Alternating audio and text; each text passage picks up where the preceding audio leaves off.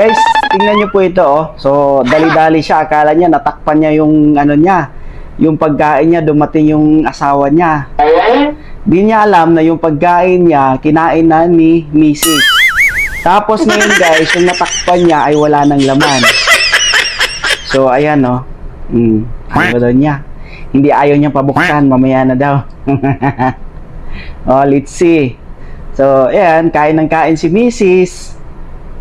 Busog daw siya. Mamaya na lang daw. Busog siya. Kain ng kain si Mrs. Oh, ayaw niya talaga. Diba? So, hindi niya alam. Wala nang palang laman. Sige lang, sabi niya. Sige lang, sabi niya. Oh, ayaw niya, ayaw.